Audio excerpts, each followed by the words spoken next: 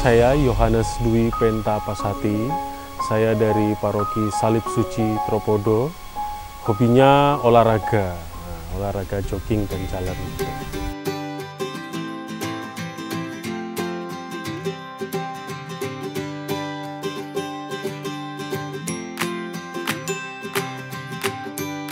Oke, nama saya Frater Leonardo Satrio, biasa dipanggil Frater Satrio. Lalu saya berasal dari Paroki Kristus Raja Ngrambi, Ngawi, lebih tepatnya Stasi Santo Yohanes Rasul sini. Soal hobi, ya hobi saya suka bermain musik, bisa organ, bisa biola, gitar, apa lagi, harmonika bisa. Kalau waktu senggang suka baca buku novel lebih hobi. Oke, perkenalkan saya Frater Alvarado Putra Adi Pratama, panggilannya Frater Adi. Saya berasal dari Paroki Santo Matius Pare, Kediri. Dan hobi saya suka membaca, berkebun, jalan-jalan, dan editing video dikit-dikit gitulah.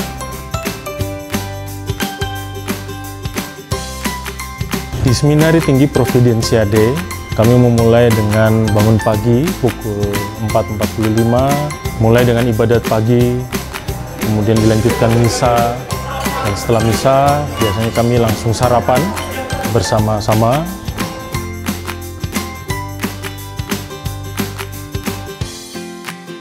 Lalu dilanjutkan juga dengan persiapan pribadi untuk memulai perkuliahan. Beberapa frater banyak yang melakukan aktivitas pribadi seperti mencuci, seperti mengerjakan tugas atau mungkin mencari tugas di internet.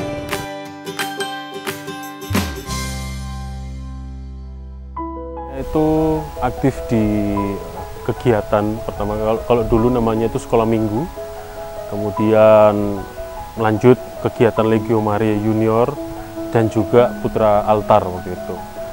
Dari kegiatan-kegiatan itu jadi tumbuh benih panggilan mulai dari keaktifan situ.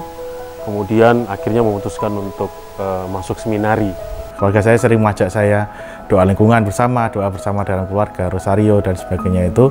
Sehingga dari situlah saya diantar kepada misinar. Saya juga ikut misinar dulunya. Sehingga dari misinar itu saya yang karena dekat dengan Romo, ya selalu dekat dengan Romo, yaitu pada akhirnya saya terpesona dengan sosok seorang Romo dan membuat saya ingin menjadi seperti beliau-beliau itu. Kalau nggak salah kelas 2 begitu. Ketika saya terpesona dengan pribadi seorang imam yang memberikan diri secara total demi pelayanan kepada umat itu sendiri. Lulus SMP, saya masuk seminari menengah, tapi hanya setahun. Setelah itu saya keluar, lalu sekolah biasa, sudah bekerja kurang lebih sekitar 9 tahun. Kemudian ternyata Tuhan memunculkan benih panggilan itu lagi, sehingga kembali masuk seminari. Tentu orang tua pada saat itu, ibu saya juga khawatir kalau nanti gagal lagi. Tapi dengan hati yang pasrah dan juga memberikan kesempatan saya lagi, akhirnya ibu saya juga merestui untuk saya masuk ke seminari. Tentu juga banyak di tempat kerja yang menyayangkan ya. Bahkan saya sempat ditawari untuk naik gaji, tetapi ya karena Tuhan yang memanggil, Tuhan yang menumbuhkan benih panggilan itu, maka ya saya menanggapinya sehingga saya bisa memulai proses itu pada tahun 2016 hingga saat ini. Baik, tantangan sekitar pertama jelas dari teman-teman saya beberapa ya waktu itu, karena meskipun saya sekolah Katolik, saya tidak semua teman saya Katolik dan kebanyakan mereka juga tidak mengerti jadi Romo seperti apa, sehingga mereka ya, ngapain sih kamu jadi Romo? Udah di luar lebih enak, yaitu awal-awalnya begitu. Saya mengalami suatu masa di mana saya betul-betul ingin menyerah karena studi waktu itu ya, harus berhadapan dengan filsafat dan itu harus membutuhkan bagi saya sebuah mental dan juga niat yang kuat, karena untuk mempelajari filsafat tidak mudah. Dan juga tentu bagaimana lingkup di seminari yang mana saya bisa dikatakan dari segi usia paling tua, memang tantangannya adalah bagaimana menyatukan pola pikir dan itu tidak mudah. Ada banyak kesalahpahaman, ada banyak juga pertengkaran. Tetapi sekali lagi bahwa rahmat Tuhan itu sangat bekerja yang membantu saya. Tanpa rahmat Tuhan mungkin saya tidak akan bisa maju sampai hari ini. Maka rahmat panggilan itu akan disempurnakan oleh Tuhan hingga sampai menuju tabisan. Titik terendah memang saya alami beberapa kali. Pertama, ketika saya mau masuk, bapak saya stroke. Berat sekali ketika mau masuk seminari untuk mengawali itu. Tapi orang tua tetap, ya tidak apa-apa, kamu masuk saja. Pasti Tuhan yang akan memelihara kami begitu. Dan memang itu benar adanya. Sampai sekarang pun ya, saya ketika tanya kabar pasti orang tua saya baik-baik saja. Kemudian pernah di satu momen saya hampir memutuskan untuk keluar karena sudah susah. Dan ternyata kerjaannya juga ternyata tidak sesederhana itu, dan ada banyak hal lain yang lebih menarik. Tetapi pada akhirnya saya dibimbing kembali oleh pembimbing rohani saya. Pertama, ingat-ingat motivasi dulu ketika masuk apa. Kemudian berdoa, ini yang penting. Karena ketika seorang calon imam lupa akan doa yang adalah sumber kekuatannya, niscaya dia akan mendapat kekuatan di situ. Itu yang membuat saya kuat sampai sekarang. Selain dari saya telah kehilangan orang tua, bapak saya juga mengalami titik terendah ketika saya sudah memakai jubah, lalu saya bertemu dengan seorang perempuan, dan di situ saya merasa goyah waktu itu. Apakah saya akan tetap lanjut jadi romo, ataukah saya hidup berkeluarga, begitu kan? Nah, tetapi kemudian saya bergulat akan motivasi awal saya jadi romo. Pertama-tama pelayanan sakramental itu bagi orang lain, dan betapa kebutuhan menjadi seorang romo masih sangat banyak berkurang begitu. Saya akhirnya memutuskan orang yang saya cintai itu, dan syukur pada Tuhan dia menerima, lalu saya akhirnya bisa lepas bebas. Nah, perjuangan untuk sungguh lepas bebas itu hal yang sangat sulit, karena berjuang untuk move on, ya, berjuang untuk tetap berjalan di hanya satu jalan saja.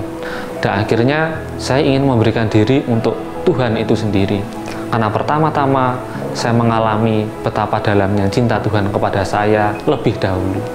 Jadi sebelum saya mencintai Tuhan, saya sadar bahwa saya pertama-tama Tuhan lebih dahulu mencintai saya melalui setiap perjuangan, pengalaman yang saya alami hingga saat ini.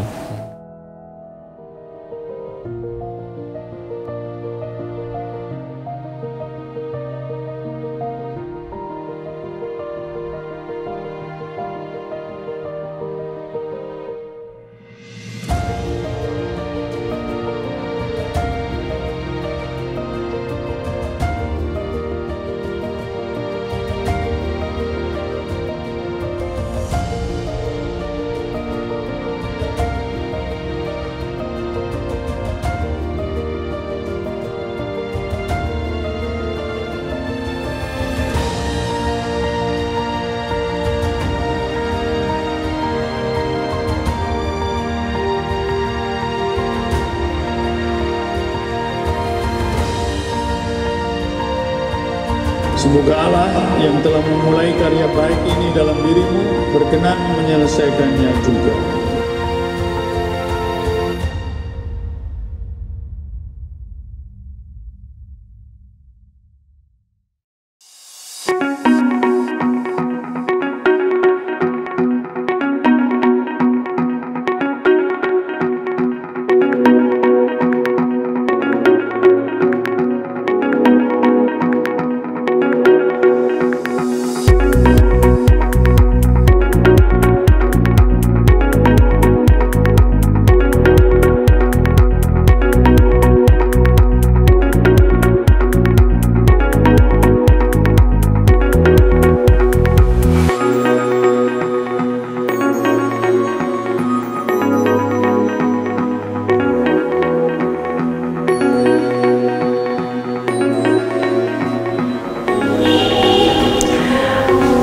Novisiat kepada ketiga frater yang telah ditabiskan sebagai diakon, semoga semakin semangat dan setia dalam pelayanan.